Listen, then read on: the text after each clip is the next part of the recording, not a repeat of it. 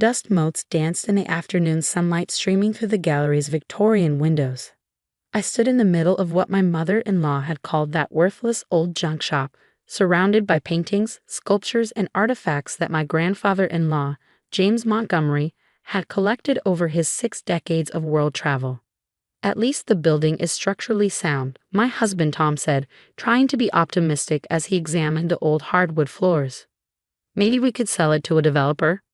I ran my hand along an ornate frame, feeling the intricate carving beneath years of dust. Not yet, I said quietly. Your grandfather left this to us for a reason. Let's at least try to understand what he built here.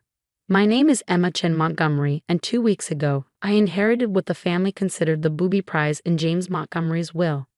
While my brother-in-law Richard received the family mansion and investment portfolio, and my sister-in-law got the vacation properties, I was left the Montgomery Gallery of Fine Arts, a 3-story Victorian building in a small town that had seen better days. A fitting inheritance for the art history major, my mother-in-law Margaret had sneered at the will, reading, "Worthless art for someone with a worthless degree." What they didn't know was that during the last year of his life, I was the only one who regularly visited James. While the rest of the family was busy managing their portfolios and social calendars, I spent afternoons with him in this gallery, listening to stories about his collections. But he never gave me a complete inventory, never fully explained what treasures might be hidden among what looked like a lifetime of eclectic collecting. Grandpa James had an eye for the unusual, I told Tom as we explored the dusty rooms. He never collected the obvious pieces. He used to say that true value isn't always visible at first glance. Tom nodded, but I could tell he was distracted, probably thinking about the $1 million property portfolio his brother had inherited.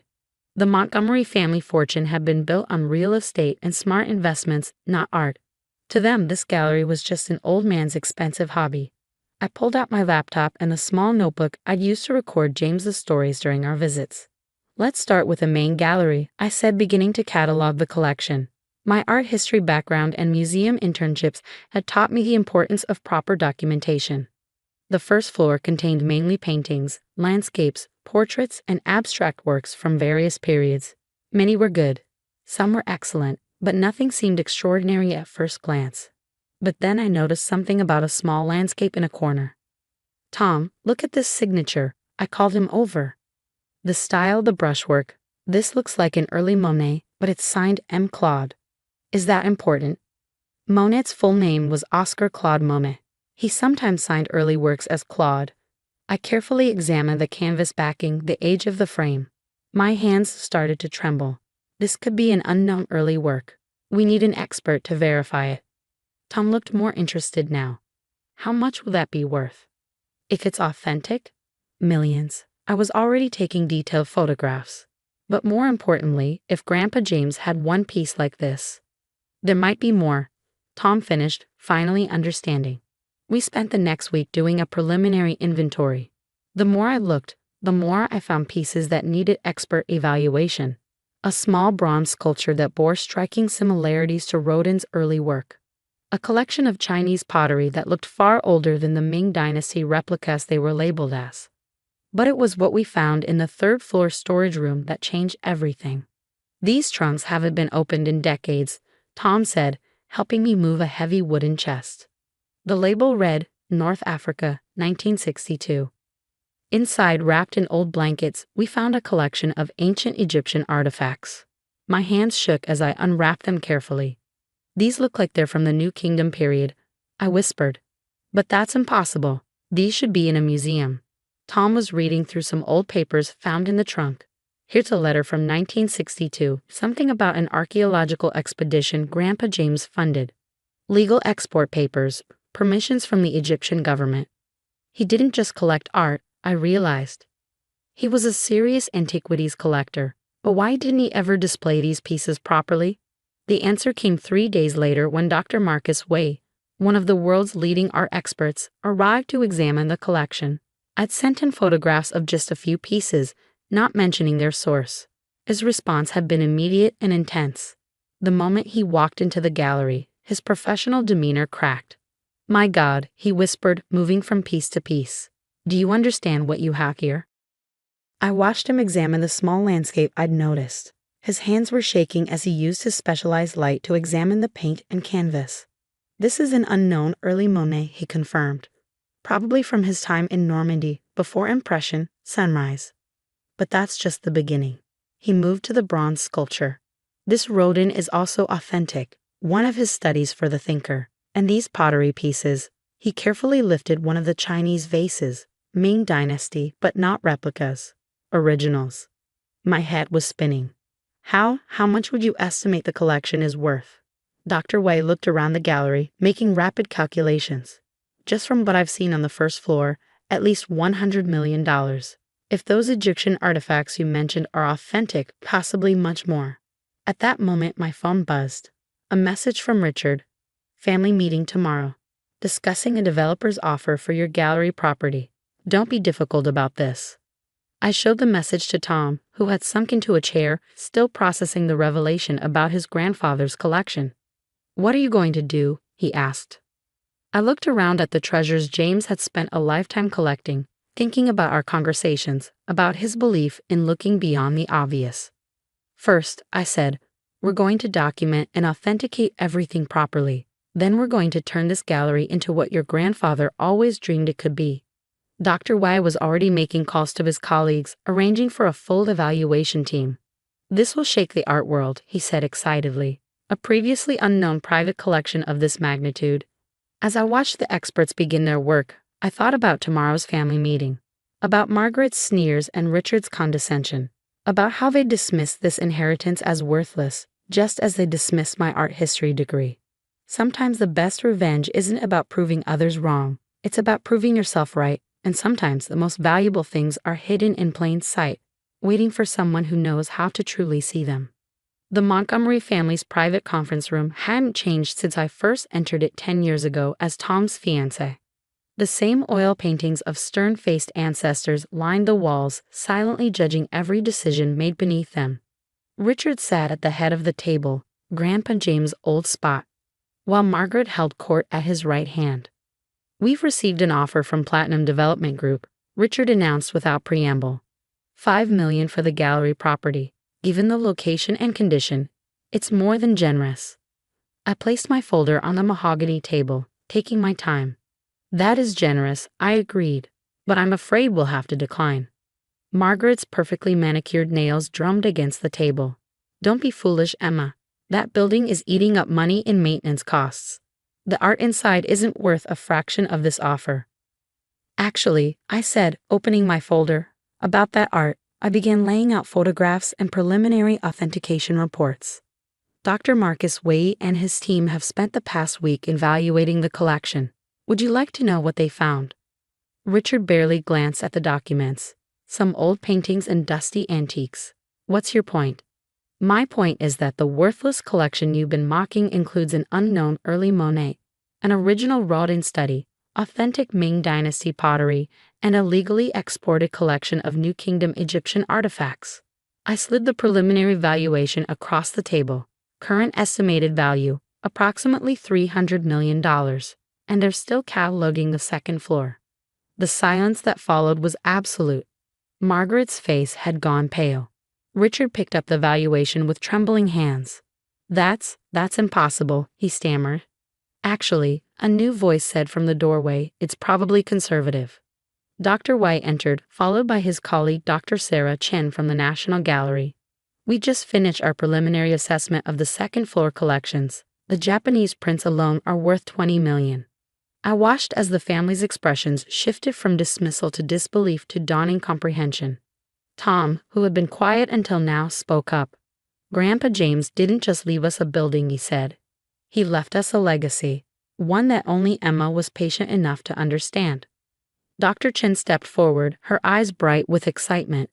"The Montgomery Collection, as we're proposing to call it, represents one of the most significant private art collections to emerge in decades. The range, the quality, the historical significance." She spread out more photographs on the table. "These pieces tell the story of human creativity across centuries and continents. We're offering our full support to establish this as a proper museum," Dr. Wei added. The art world is already buzzing with the news. Several major institutions have expressed interest in collaboration. Richard's face had turned an interesting shade of red. Now wait just a minute. If this collection is worth that much, surely the family should have a say in its disposition. Perhaps we should consider selling to private collectors. Actually, I interrupted, pulling out another document. Grandpa James was very clear about that. I read from his private letter to me, found in the gallery's safe. This collection was built not just for its monetary value, but for the stories it tells about human achievement. It belongs to the world, not to private vaults. Emma will understand this. Margaret's lips thinned. You knew about this all along. Those afternoons you spent with James. I knew he was a brilliant collector, I said. But even I didn't understand the full scope until now. What I did understand was his vision, to create something lasting, something that would enrich people's lives. Over the next few hours, we outlined our plans for the Montgomery Museum of Fine Arts. The Victorian building would be carefully restored, its original features preserved while being upgraded to modern museum standards. The surrounding area, far from being dying, would be revitalized by the museum's presence. 6 months later, I stood in the restored main gallery, watching as the final preparations were made for our grand opening. The space had been transformed. State-of-the-art security and climate control systems protected the priceless artifacts. Each piece had been carefully researched, its story ready to be shared with the world. The town had changed too. New cafes and shops had opened nearby. Hotels were being built to accommodate the expected tourists. Property values, including Richard's precious real estate holdings, had skyrocketed. Mrs. Chen Montgomery, a young intern, approached with a tablet. The Times wants to know if you'll comment on the Montgomery collection being named one of the most important art discoveries of the decade. Before I could answer, I heard familiar footsteps. Margaret stood in the doorway, looking uncomfortable but determined. I want to help, she said quietly. With the museum. I've been taking some art history classes online, and she gestured helplessly at the magnificence around us. I want to understand what James saw, what you see. I smiled, remembering all those dismissive comments about my worthless degree. We're starting a docent training program. Would you like to join? The grand opening attracted art lovers and critics from around the world. Richard and his developer friends watched in amazement as thousands of visitors lined up to see the collection. Tom stood proudly by my side as I gave interviews about his grandfather's legacy. But my favorite moment came later, during a special evening tour for local students. A teenage girl stood transfixed before the early Monet, her eyes wide with wonder. How did he see it? She asked me. How did your grandfather-in-law know these pieces were special when everyone else missed them? I thought about James's words during our afternoon talks. True value isn't in what everyone else sees, Emma. It's in having the patience to look deeper, to understand the stories behind things. He knew how to look beyond the surface, I told her, and he trusted that someday someone else would too. The Montgomery Museum became more than just a collection of valuable art. It became a center for education, offering programs for students of all ages. The conservation department attracted experts from around the world. The research library, named in James's honor, became a vital resource for art historians. Richard eventually came around, especially after realizing how the museum's presence had transformed his real estate investments. He even donated one of those stern ancestral portraits to our historical collection, though I suspect that was more about tax benefits than reconciliation. Margaret threw herself into her docent training with surprising enthusiasm. Watching her explain the significance of Ming Dynasty pottery to visitors, her face alight with genuine interest, I realized that sometimes the best revenge isn't about proving others wrong. It's about opening their eyes to what they've been missing. Last week, I found a letter while organizing James' papers. Written shortly before his death, it read, "Dear Emma, by now you've discovered what I've always known. That value isn't just in what can be bought and sold, but in what can be understood and shared. This collection needed someone who could see beyond price tags to the human stories behind each piece. Thank you for being that person. Love, Grandpa James." As I write this from my office overlooking the restored gallery, watching visitors discover their own connections to art and history, I'm reminded that inheritance isn't just about what we receive. It's about what we choose to do with it. The art world still buzzes about the miraculous Montgomery discovery, but I know there was no miracle. There was just an old man who spent his life collecting stories in physical form, and a granddaughter-in-law who took the time to understand why. Sometimes the most valuable things are dismissed as worthless by those too impatient to look deeper. And sometimes the person they underestimate turns out to be the one who understands the true worth of things all along. The museum continues to grow, each new day bringing fresh discoveries and connections. In the end, we didn't just preserve a collection. We fulfilled a vision, one that transformed not just a family's understanding of value, but an entire community's appreciation of art and history. And that, as Grandpa James would say, is worth more than all the real estate in the world.